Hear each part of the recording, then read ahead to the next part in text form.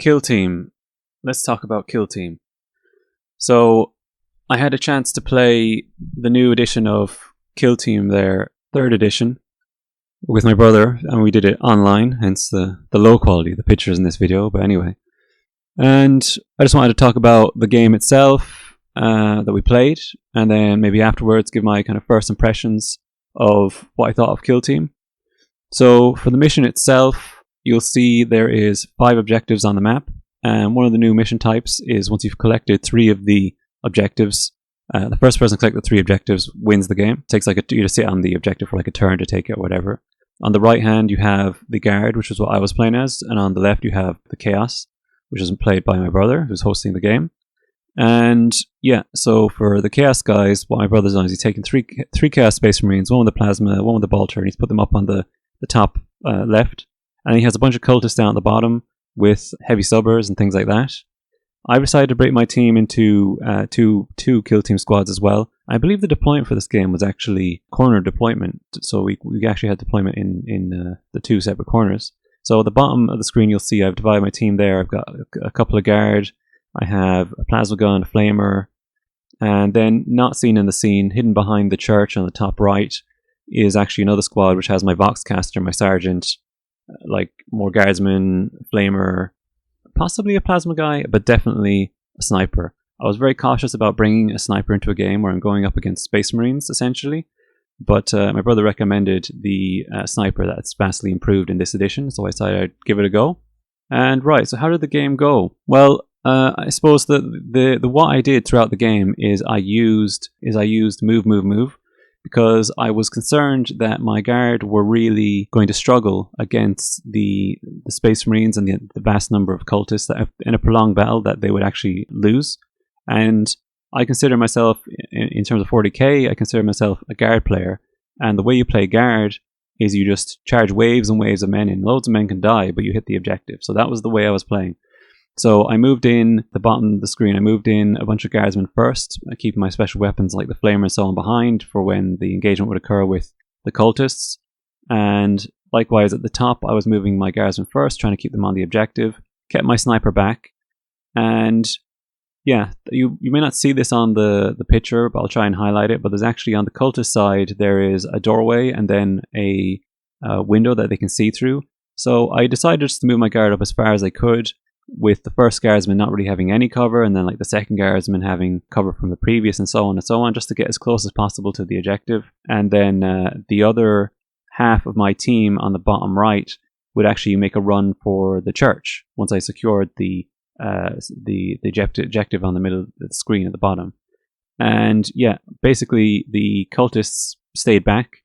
They used their heavy stubbers to try and gun down as many of the Guardsmen as they could, but in doing that, they didn't really have the speed necessary to keep up with what I was doing. I think that from where the cultists were positioned, they probably should have taken the alleyway and tried to cut me off of the objective or contest the objective, because they just arrived one turn too short, and that definitely created some issues for them down there. And likewise, once I had moved all the expendable Guardsmen onto the objective and taken the objective, like I said, I could start moving the remaining ones in through the church and very quickly move for that objective. On the other side, with the Chaos Space Marines, things were definitely a bit more tough. What ended up happening there was the Plasma Gun guy was just blowing guys off the board. Same thing for the Heavy Bolter, he was just gunning a lot of guys down. But like my brother had mentioned, the Sniper definitely held his own, and the Sniper was able to cause a severe wound on the Chaos Space Marine with the Plasma Gun. And combined with just some combined arms fire, they were able to take him out. So I'd taken out one of the 3. It cost me quite a decent amount of Guardsmen, but likewise, I think that they were more, like the Space Marines were more focused on gunning down the Guard, whereas I was very interested in taking the objective that was right in front of me, so I focused more on moving them forward, trying to protect my Sergeant and so on. And in my opinion, just looking at my brother's deployment, if I was to play as the Chaos Space Marines, what I probably would have done is had a mix. I would have put one of my Space Marines on the bottom left and a couple of cultists on the top, just to get a bit more bodies across the board and get more power, I guess, because I felt like that as strong as the Chaos Space Marines were, I felt like even just fighting on like eight Guardsmen at the top versus 3 Space Marines, I did feel like they didn't have enough models to contest the objectives. Because if they, for example, moved for objective number 1, which is on the bridge, that's like a third of their force is gone to take the objective. They would lose a heavy bolter or their leader making a rush for the objective. And the leader did actually make a move for the objective that was in their back line. And you did feel that once the Plasma Space Marine was killed and once the Chaos Leader had taken the objective, and it was just a heavy bolter guy there, you definitely felt a lack of presence on the Space Marines that he could have done with a couple of extra cultists up there. So I think that if you are playing as Chaos Space Marines, Chaos Force, you definitely need to keep a couple of cultists alongside your Space Marines as opposed to doing a division here, because I did find that the cultists got a little bogged down once they at the bottom once they had taken out the initial wave of guardsmen. That was when my special weapons were coming up, effectively just keeping the cultists very busy. So instead of essentially I'd taken the bottom objective, I've taken the top objective, and there was not really anything for the Space Marine leader and the heavy bolter to do, and the cultists were getting tied down. The heavy stubbers were probably a bit too far in the back, and just having a flamer, a special weapon, caused a lot of issues for the cultists, and they couldn't really advance until they actually had taken him out. And also because, as I said, I felt like some of the Space Marines were out of position. The heavy bolter guy then kind of moved into cover, ignoring my alleyway or that line at the top with all the guardsmen that are out of the picture, and instead tried to do a shot across the city center and then into the squad at the bottom to just get some heavy bolter shots on there and assist the cultists. So perhaps the heavy bolter guy should have gone down there from the start and worked the lower alleyway as opposed to the top one. I'm not sure about that, but certainly he had to reposition, and that gave my guard at the top really a free run of the board. So at that point I could start moving my main team at the top. So effectively my bottom team had been destroyed, or what remained of the team, the special weapons, so on, but it did its job in that it took the objective and it took the cultists effectively out of the game. Whereas the other half of the squad at the bottom had to just move through the church just in case, as quickly as possible, just in case the squad engaging with the Space Marines ran into some difficulties or was overran. I would have 2 or 3 guardsmen just making a rush for the stairs and making their way up through the building and take the top objective, maybe even the objective on the bridge, depending on how the contest of the bottom, the 3 objectives on the ground floor was going. So they were moving through the building as quickly as possible. But because the Space Marines were providing supporting fire for the cultists, because the leader was moving through the back building and then eventually moving up the stairs trying to take the objective on the bridge, this actually gave my team at the top with the lead, my sergeant and so on, the ability just to kind of move as they pleased. So I also moved them into the church, which actually turned out to be a good idea because the concentrated fire of the Space Marines and the lack of cover on the higher levels meant I was losing an awful lot of guardsmen going up the stairs. But ultimately, it wasn't enough. I believe I left my sniper outside the doorway, as well as maybe like the plasma gun guy, just to take some shots on the streets and guard against any intruders trying to break through into the church. So I really locked down the church, and yeah, like I said, it was a good thing I brought so many guardsmen up the stairs, more than I needed, because ultimately I think 3 or 4 of them could have died just because of a lack of cover and trying to move them through there as fast as I can.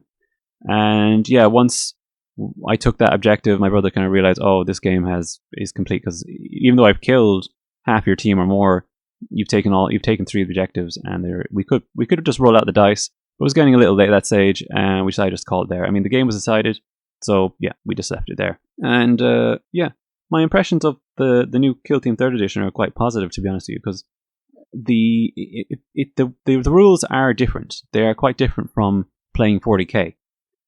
I would consider this game to have a lot more in common with the likes of Infinity or like other skirmish games. Like, you've got more health points. The way you play out the dice is different. You have infinite range, which of weapons. You're just those less range modifiers, which I've never seen in 40k before. I've actually seen that more in historical games. And yeah, it's different, but it's like they've made what they've essentially done for 3rd edition Kill Team is they've made a better skirmish game, but as a foundation, and then they've layered on top of that the 40k flavor. So even though the rules are different, it feels like I'm playing the Guard. It feels like I'm playing against Space Marines. It feels like I'm taking the brunt of a heavy bolter. So even though the rules have changed, the feel of the game hasn't changed. So they've held on to that 40k feel, but they've streamlined the rules. They've made the rules more easier to understand, more interesting to play. And I suppose one of my biggest caveats of the previous edition was actually the tactical cards, the command cards, and all that kind of stuff. Because the way they worked, each team had different abilities that they could trigger off at different moments, and you were managing your command points. You were getting a certain amount of command points per turn. But the issue I ran into with that was it made the game. You had the mechanics of. I'm talking about second edition now, the previous edition. You had the mechanics of 40k in terms of rolling to hit, rolling to wound, toughness, saves. You had all that kind of carry on going on. But with the introduction of range modifiers and the lack of models, the thing about 40k, the way it plays, the style of the game, you actually need quite a bit of dice saturation because an awful lot of the dice miss to see any effect. So when you play that style of game in a smaller model count, it has a lot of misses, and then they introduce range modifier as well, so there's even more misses. But the main issue I had was actually with the tactical cards. The way they played in the previous edition is whenever I finished playing a game of second edition Kill Team, I would usually feel quite exhausted because there was quite a few additional faction rules to remember, and they could trigger at different moments. It actually kind of felt like I was playing 40k, I was also playing Yu-Gi-Oh! At the same time. Because the way Yu-Gi-Oh! Works, a card game, is that there is no real strict rules about what will trigger what and what different phases will cause different abilities to go off. So you have to constantly be thinking about when things are going to trigger and what phase to interrupt and different kind of counters and so on. And the old edition of Kill Team definitely had that feel to it, where you had these abilities, but they could trigger at any moment. They could trigger at different phases. So even though you're not using these abilities, you have very limited command point pool. The amount of mental energy it takes in your mind to play the game is quite large. Where like you have this kind of a lot of wasted effort, a lot of wasted tactical thought, deciding what ability you'll use, and in the end you probably don't use any of them. You just use a reroll. So you have all this wasted thought, all this kind of calculation, and it makes it very hard to get from one faction into another. Whereas with this game, from my understanding on the first impressions, I haven't given the rulebook a full read. My brother's given it a full read, so this is essentially my first impressions and a demo game, so I haven't physically seen the rulebook yet. But the impression I got was that you can only activate abilities at the start of your turn, and again, you can only activate one. So in this case, I just, with the guard and the nature of the mission, I was using move. I believe the Chaos were probably using some kind of ability to shoot more or attack more aggressively, some kind of ability along those lines, because they were kind of getting a bit stuck on their line and they needed to advance pretty quickly here. And effectively, you have a phase dedicated to just using your special ability, which is a massive improvement, because for one thing, you don't forget to use your special ability, and for number two, it's like it actually impacts the game. It has a bigger impact because the rules are designed to have more of an impact throughout the turn, or to do something useful, and then we move on from that and we just focus on movement and shooting. And then likewise, you don't have to, with this game, because range is infinite, which means that a gun, like a last gun, can shoot from one side of the board to the other, and that means that you're not pulling out the measuring tape anymore, which again just saves time. It saves a lot of arguments about what's in range and what's not in range, and some line of sight things as well. And there is a few guns that you do have range limits, like I think the pistols and like possibly shotguns and things of that nature. But for those things to have a limited range actually makes sense, because that represents their effective range in a more skirmish terms. Whereas like for a rifle or a machine gun or a stubber or whatever, they probably their effective range is much further than the board. So it makes a lot of sense to me that they would have infinite range. So first impressions, very positive. Looking forward to playing a bit more of this type of game and seeing how it goes.